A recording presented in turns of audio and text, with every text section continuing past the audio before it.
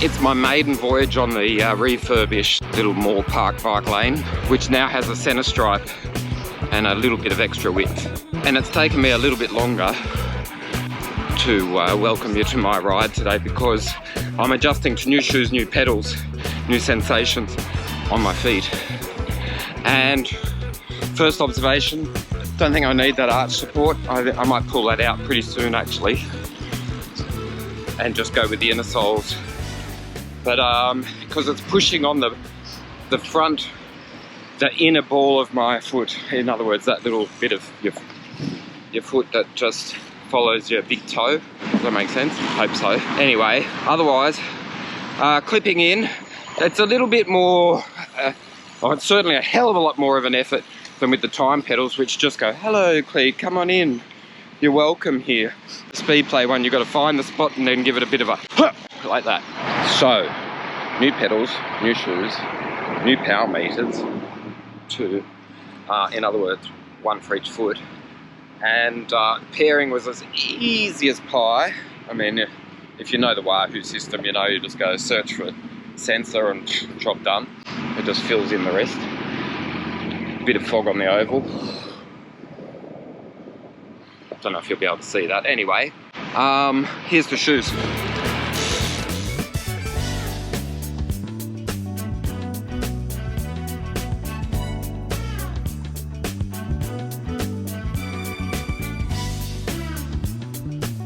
Yeah, in no time at all, I know one thing. Got to get rid of that little arch support. It's just pushing on my foot really weirdly. Anyway, have a look at this mist. It's quite, I don't know, atmospheric, pretty, if that floats your boat, that kind of thing.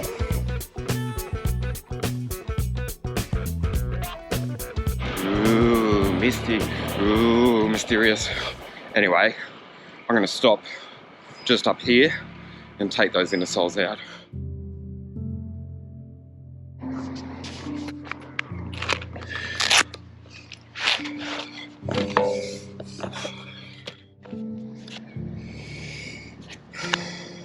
That's a little bit too much. It's just a little bit too pronounced. So I'm gonna go just like that instead of like this. So I think if I just sort of trimmed it back a bit like that, it might work out. Maybe I'll try that. No, I'll just get rid of that for now while I'm out on the bike in this beautiful setting. Swans and ducks for company. Anyway, I'll just get my shoes back on and I'll tell you more later.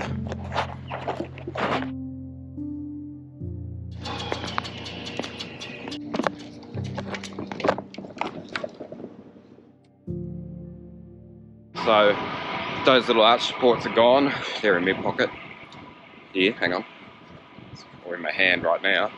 They were just way too pronounced and already 1,000 times better. So yeah, that was just weird. Now it's great. Oof, now it feels heaps normal.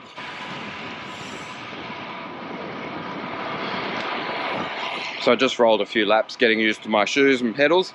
Chatted with a mate of mine, Todd, who's got a Factor and lives nearby. Anyway, now I'm used to it. And life's pretty bloody good, life's easy. So, yeah, I got the cleats right. It took a little bit of effort. It was a bit more trial and error than with the Nimbles and with the time pedals, so, but that's all right. Anyway, I will say, when I first installed the speed play cleats, I reckon it took me longer than it did to build the Canyon Grail bike when that was delivered. But now I'm used to it. It seemed like a fuss, but it's really not, because I've adjusted it, and I know because I've gone back and forth a little bit, and it's not a big deal. I'm just on this beautiful bike path at Queen's Park again, and I've started to notice the float, particularly on my right foot. It feels like really extreme. So I'm going to try and film that now, okay?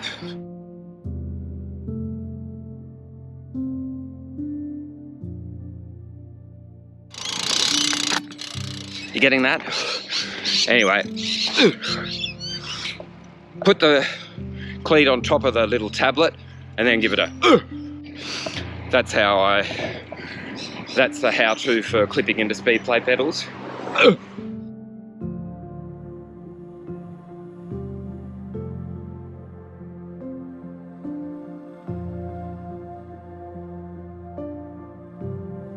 high tide at Rose Bay, and yeah, I'm completely used to this combo now. I actually should take a moment to just give you a little commentary on the shoes. And I will say, bloody schmicko. In the past, I've worn shoes that I basically had to jettison, get rid of, sell, on sell, move on, just because they didn't suit me. But these ones, bloody, from the get-go, yes, I like it. I like it a lot. Now, might spin around and give you a bike path review of this glorious new arrangement down at Rose Bay. Anyway, watch this. Sun in the face. Boof. Don't need that light anymore. Bye-bye GoPro, whatever that's, mini Zeus light or something. Anyway, that's gone.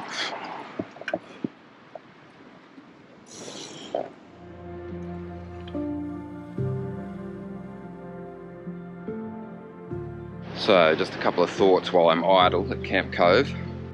My shoes. Are you getting them? My cleats. My pedals. And hang on, one more thing, I'll show you this. My other power meter, right? So I was just saying to Todd when I were riding through Centennial Park that I've got 2 power meters, or actually 3 if you consider one for each pedal. So I paired up the Wahoo Powrlink Zeros really easily this morning, and I didn't forget the other device. In other words, there's 2 devices showing, and I said to Todd, I'm not sure if it's picking up the old signal or the new signal, but I think it's the new signal. And you know why I think that? Number one, the power looks a little bit higher than I'm accustomed to. I'll get to another point on that in a minute, and number 2, the update is super quick. Boom, boom, boom, boom, boom, boom. It's showing 3 seconds, like every 3 seconds, but it's like, so it's left, right, left, right, left, right. In other words, I'm getting heaps of data, heaps of data. Now, a good coach told me, a reputable coach said that, you know, there's such discrepancies between power meters that you can't really base your effort on the effort of someone else, because as in their numbers might be different because the calibration might be different. So he also pointed out, as so long as you're consistent with your data, then it all works out well. In other words, if you get, you know, slightly off data, but it's consistently slightly off, then you can, you know, it helps your training because you can base your effort based off that. Does that make sense? So anyway, I'm curious to see if there's a big spike because of the Wahoo system over the, let's call it the Quark system. I think it's called the SRAM system now. I don't know. I've had it for ages, and I'm just sort of accustomed to it now. So we'll anyway, there we go. We'll see. We'll see what unfolds. Okay, back to the ride. Oh, just one more thing that I have noticed while I'm on my ride today. Thank you, Birdie. Very pretty song. I feel really strong. I've had 3 days off the bike, and then I got back on and I'm like, wow, this feels really easy. I've got a couple of things to credit that for. Number 1, bit of rest. Number 2, having been on the bike a little bit last week. Number 3, diaphragm breathing. Holy shit. On account of the broken ribs, I'm not trying to expand my chest too much, so I'm taking a deep breath, but it's going all down here.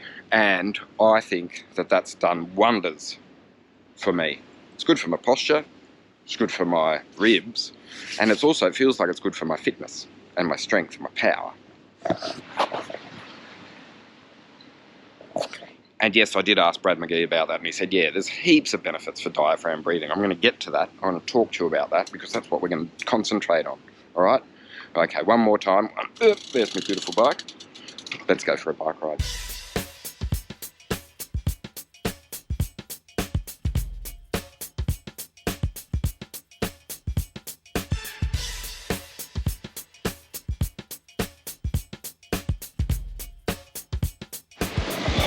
Is that magic or what?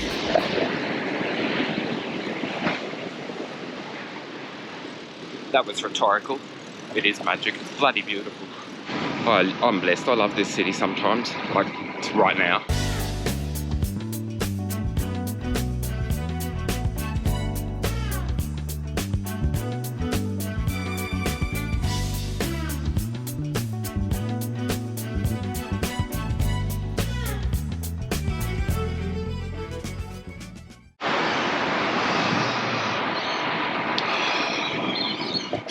I'm back here again, so on my way home. So I've done not even 2 hours, and I'm completely used to this system of pedals. So the thing is, if you use Shimano Time or Look, you're probably used to just fishing from the toe, you know, like trying to get the... But as soon as you realise, hey, you don't fish for the toe, the clip-in of the Wahoo system's really bloody easy, stating the obvious, because it's double-sided, so you just plunk your foot on it, and then the little rubber housing, the little, let's say, cleat protector, that just sort of makes sure the little tablet fits in, and then that's it. You just got to give it a little nudge. But it's bloody easy. I just unclipped then, you didn't even notice, did you? Anyway, gonna see if the Swannies are training. Got one more home game on Sunday, and then that's the end of my footy season. It's World Championship season.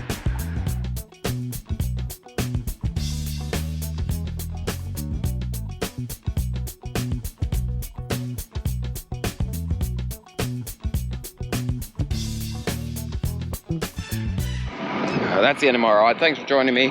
Hope you learned something. Hope you, or if not, at least got a little bit of entertainment out of me.